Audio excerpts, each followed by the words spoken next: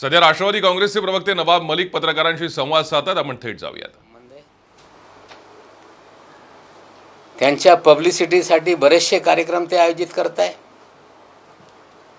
आणि ज्या पद्धतीने या देशामध्ये कुठल्याही CRPCमध्ये जे गुन्हा दाखल होतो त्याच्या बाबतीत कुठलीही केस उभी करायची असेल ते ज्या ठिकाणी घटना घडते किंवा ज्या ठिकाणी जो काही सीज असेल छापेमारी असेल त्यासाठी तिकडे जे एखादा प्रतिष्ठित नागरिक आजूबाजूतली लोक ते बोलून त्यांचा पंचनामा करणं हे कायदेशीर तरतूद आहे. आता मी काही माहिती आपल्याला देतो आहे, त्याच्या पंचनाम्याचे फोटो पण माझे ट्विटरवर मी टाकतो आहे. फ्लेचर पटेलनी कुठले कार्यक्रम आयोजित केले त्याचे फोटो मी माझे ट्विटरवर टाकलेले आहे. लेडी डॉन ज्यांना ते सांगताय माय सिस्टर लेडी डॉन त्याचे फोटो मी टाकलेले आहे. आता NCBनी 3 केसेसमध्ये आजपर्यंत ज्या माझ्याकडे माहिती आलेली आहे, म्हणजे आम्ही गेले 1 वर्षामध्ये जे केसेस झाले त्याची थोडा माहिती गोळा करतो आणि त्याच्यात इंडिपेंडेंट पंचेस कोण आहे त्याची माहिती गोळा करत असताना 3 केसेसमध्ये माझ्याकडे माहिती प्राप्त झालेली आहे. पहिला केस नंबर आहे CR नंबर 38/20,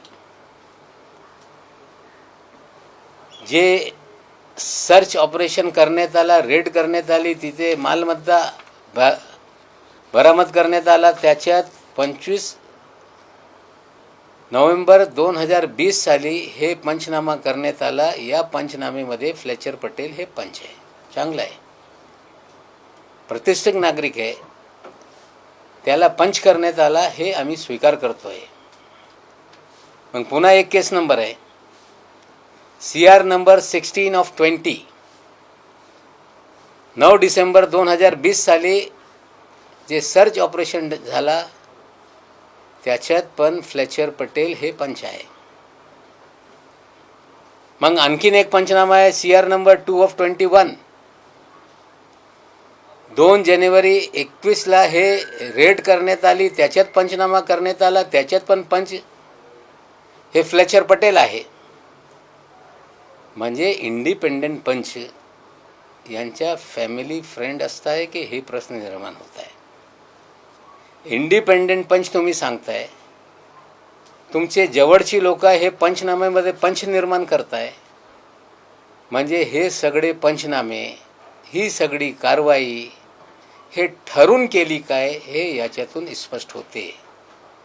CRPC कायद्यामध्ये जर केसेसमध्ये एकच हॅबिच्युअल पंच ठिकठिकाणी केसेसमध्ये दिसत आहे, म्हणजे या केसेसमध्ये तथ्य नाही असा कोर्टाने बरेचदा हे निष्कर्ष काढलेला आहे. म्हणजे जे मी आजपर्यंत बोलत राहिलो की फर्जीवाडा या NCBच्या माध्यमातून सुरू आहे. आता या 3 केसेसमध्ये जे पंच आहेत फ्लेचर पटेल हे एक व्यक्ती 3 केसमध्ये कसे पंच झाले याच्या उत्तर हे समीर वानखेडे यांना देणं हे बंधनकारक आहे, गरजेचं आहे. समीर वानखेडे फ्लेचर पटेलचे काय संबंध आहे, ही लेडी डॉन कोण आहे, फ्लेचर पटेल त्यांच्यासोबत कुठे कुठे जात आहे, कुठला रॅकेट या मुंबईमध्ये सुरू आहे, फ्लेचर पटेल लेडी डॉनच्या सोबत या फिल्म इंडस्ट्रीमध्ये काय दहशत निर्माण करताय, का इंडस्ट्रीमध्ये हे सगळे लोक दहशत निर्माण करून पैसे उकळण्याचं काम करताय काय, हे पण सगळे प्रश्न निर्माण होत आहे. आम्ही आज त्यांना पुन्हा सांगतोय की प्रेस कॉन्फरन्स घ्या.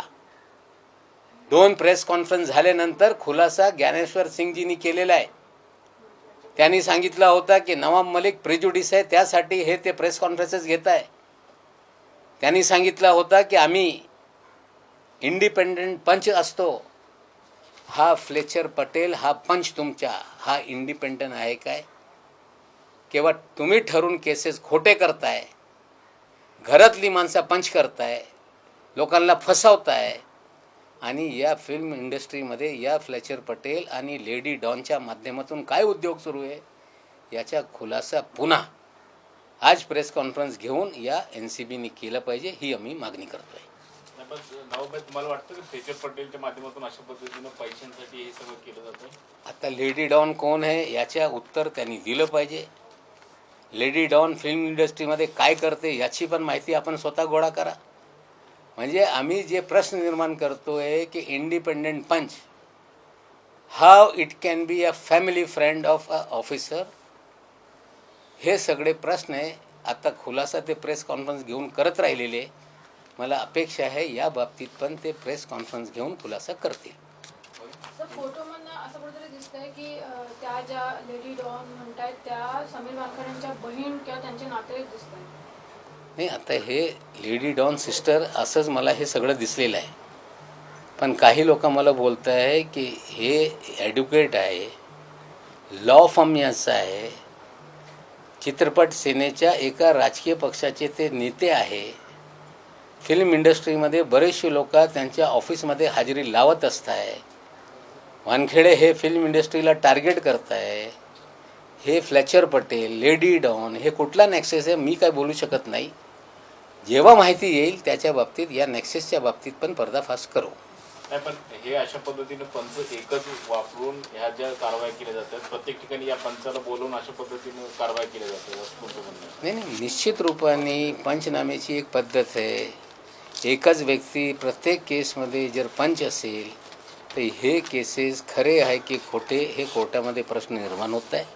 मला वाटते habitual panch, family friend of Sameer Wankhede, हेच हा विषय आहे. तेच प्रश्न आम्ही निर्माण करतो, त्याचे उत्तर वानखेडेजी देतील. सर, ह्या लेडी डॉन जे तुम्ही म्हटलं त्या एका पक्षाशी संबंधित आहे. कोणत्या पक्षाशी कोणत्या संबंधित? पक्षाशी तर संबंधित? ठीक आहे, थोडा शोध केला पाहिजे पत्रकारांनी. हिंदी में हिंदी में बताइए। आज ट्विटर के जरिए मैंने कुछ चीज़ों की खुलासा करने का ऐलान किया था. धीरे धीरे खुलासा हो रहा है. आप लोग आ गए तो निश्चित रूप से कुछ आपसे भी बातें कर देता हूँ.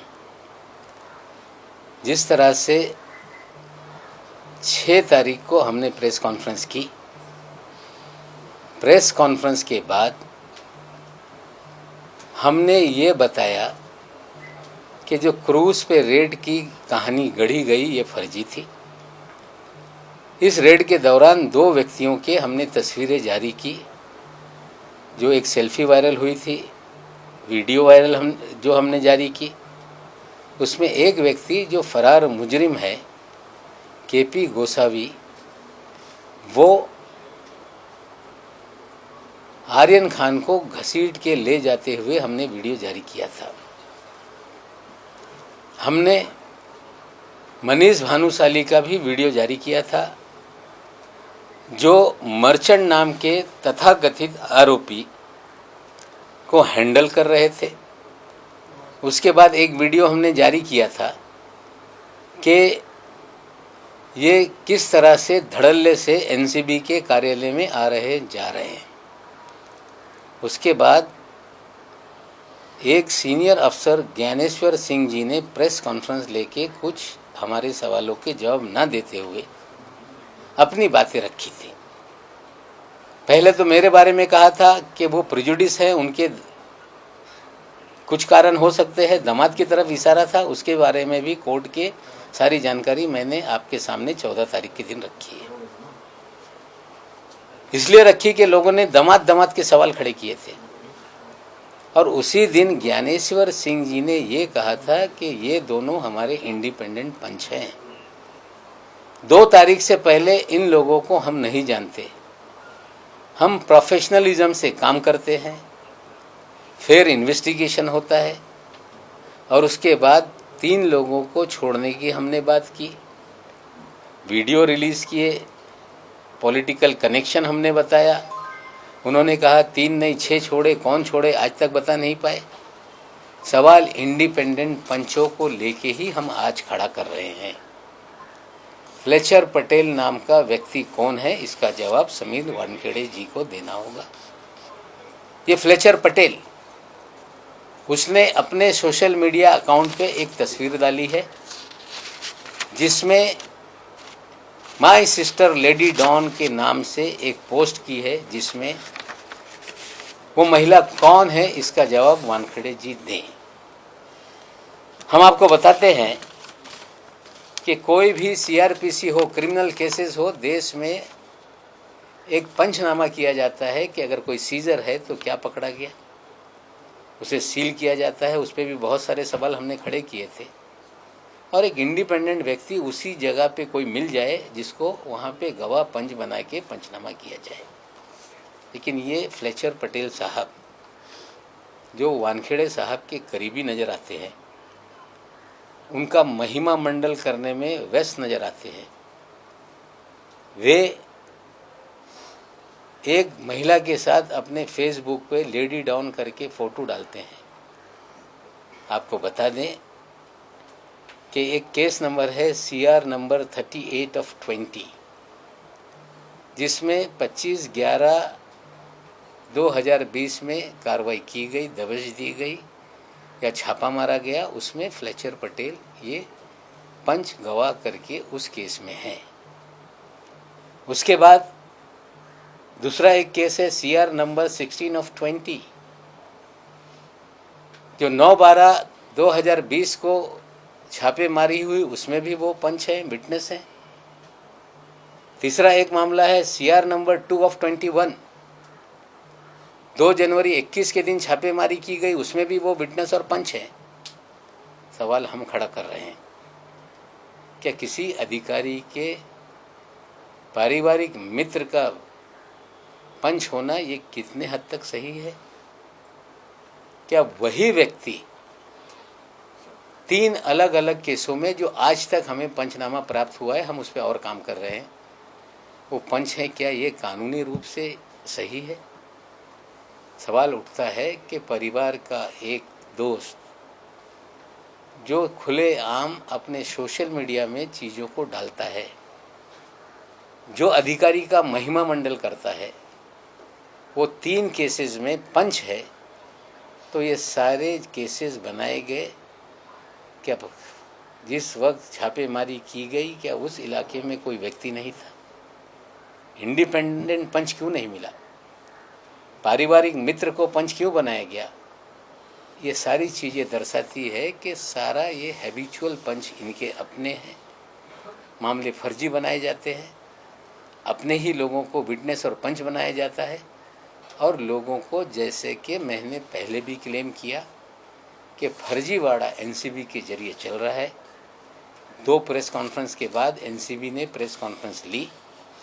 आशा करते हैं कि आज भी फ्लेचर पटेल के 3 पंचनामा, पारिवारिक संबंध, इस पर एनसीबी प्रेस कॉन्फ्रेंस लेके इन सवालों का जवाब देगी। आपने लेडी डॉन का एक जिक्र किया है, क्या एग्जैक्टली रेफरेंस है और किसने? देखिए, उन्होंने फ्लेचर पटेल ने अपने, जो मैंने अपने ट्विटर पे फोटो डाली है, उसमें उन्होंने उल्लेख किया है सिस्टर लेडी डॉन। हमने देखा वकील है वे, एक पॉलिटिकल पार्टी के चित्र पर सेना की वो नेता है। हम पूछना चाहते हैं कि लेडी डॉन कोई नेक्सस चल रहा है क्या फिल्म इंडस्ट्री पे दबाव डालने के लिए? क्या फिल्म वालों को टारगेट किया जा रहा है फ्लेचर पटेल के जरिए, नेक्सस करके कोई दबाव निर्माण करके कुछ चीज़ें चल रही हैं क्या? ये सारे सवाल हैं। और हमें लगता है कि प्रोफेशनल एजेंसी प्रोफेशनल तरीके से काम करती है, तो ये प्रोफेशनलिज्म का भी प्रोफेशनल तरीके से जवाब देगी, हम आशा करते हैं। फिर एक सवाल पूछूंगा मैं कि जिस प्रकार से एनसीबी का क्रैकडाउन चल रहा है पूरे फिल्म इंडस्ट्री पे, हमने देखा कि एक्टर हो, एक्ट्रेस हो, फिल्म इंडस्ट्री से जुड़े लोग जो है, इनके घर पे छापे मारे जाते हैं। उनके घर से 2 ग्राम 5 ग्राम या 3 ग्राम चरस गांजा जो मिलता है वो सीज किया जाता है। देखिए, ये और सारा अब आप जो बता रहे हैं कि लेडी डॉन जो है, जिसका उल्लेख आपने किया है, जिसका जिक्र किया है, वो भी कहीं ना कहीं चित्रपट से यानी फिल्म इंडस्ट्री से लिंक है, तो ये पूरा लिंक क्या है? देखिए, यही सवाल सारे हैं कि आप 2 ग्राम 4 ग्राम को लेके फिल्म इंडस्ट्री के लोगों को टारगेट करते हैं, सिलेक्टिव लीक की जाती है, परेड लगाई जाती है अभिनेता अभिनेत्रियों की। लेडी डॉन एक पॉलिटिकल पार्टी की चित्रपट सेना की नेता है, और मेरी जानकारी है वो आपकी रिश्तेदार है। फ्लेचर पटेल उसे लेडी डॉन कहता है, तो कहीं कोई बड़ा खेल तो इस शहर में नहीं चल रहा है। एक तरफ शहर को, सरकार को, लोगों को, फिल्म इंडस्ट्री को बदनाम करना, और फ्लेचर महोदय के माध्यम से इस शहर में क्या खेल चल रहा है, यही सवाल है। हम बहुत सारी चीज़ें जुटा रहे हैं, जैसे जैसे जानकारी आएगी हम धीरे धीरे चीज़ों को आपके सामने रखेंगे। जो पहले सवाल खड़े किए 2 बार, उसका जवाब नहीं आया। उम्मीद करते हैं कि इस बार सीधे कुछ चीज़ें ऐसी सामने आई है कि जो कई सवालों को खड़ा करती है। आशा करते हैं कि इसको लेके खुलासा स्वयं वानखेड़े साहब एक ही करेंगे। बंदा एक ही साल में 3 अलग अलग केस में अगर पंच है, तो इस केस की हम कहें तो ट्रस्ट कितना कर सकते हैं? यही कोर्ट में ये टिकने वाला नहीं है। जब इंसान गलतियां करता है तो बहुत सारी गलतियां साथ में प्रूफ के रूप में छोड़ता जाता है। अगर सही केसेस होते हैं इस तरह की चीज़ें नहीं होती। मैं पहले दिन से कह रहा हूं कि फर्जीवाड़ा है, और ये फर्जीवाड़ा हम जो एक्सपोज कर रहे हैं उसी के कड़ी में ये आज तीसरा एक्सपोज हमने किया है। सर, क्या हम इन मामलों को लेकर कहीं शिकायत करने वाले हैं या फिर महज इसको एक्सपोज करके छोड़ देंगे? क्योंकि अगर गलत देखिए, ऐसा है, जनता की अदालत में चीज़ें जा रही हैं। ये सारे मामले न्यायालय में चल रहे हैं। जिन लोगों को गलत तरीके से फ्रेम किया गया है, ये सारी चीज़ें वे न्यायालय में रखेंगे। पहली प्रेस कॉन्फ्रेंस के बाद दामाद दामाद दामाद का शोर मच रहा था। आप सभी पत्रकार मुझसे पूछ रहे थे कि आपके दामाद पे कार्रवाई हुई, इसलिए आपने ये सारे सवाल खड़े किए। बीजेपी के नेता ये कह रहे थे कि दामाद का जो दुख है उसके खुन्नस में ये नवाब मलिक सारे आरोप लगा रहा है, लेकिन उसकी जमानत 27 तारीख को पिछले महीने में हुई थी। उसका ऑर्डर हम इंतज़ार कर रहे थे। जस्टिस ए जोगलेकर साहब ने 12 तारीख को, जो इसी महीने के, उस पर दस्तखत किए। 13 तारीख को वो लोड हुआ। हमने 13 तारीख के दिन ऑर्डर निकाला, 14 तारीख को आपके सामने रखा। उसके पहले भी कुछ अखबारों में आया। उस मामले में भी जो मामले बनते नहीं थे उसमें सारे दफ़ाएं लगा के फ्रेम किया गया। इस तरह का सीधे सीधे सारा ऑर्डर में लिखा हुआ है। हम उस मामले को क्वैश करने के लिए कोर्ट में जा रहे हैं। हमें लगता है जो जो लोग इससे प्रताड़ित हुए हैं ये सारी चीज़ें न्यायालय में रखेंगे, और न्यायालय में भी सारे मामले मुंह के बल तो गिरेंगे। लेकिन मैं अपना आज फिर कह देता हूँ कि हमारे दामाद की लड़ाई हमारी बिटिया लड़ रही है। इस लड़ाई को लॉजिकल एंड तक वो ले जाएगी।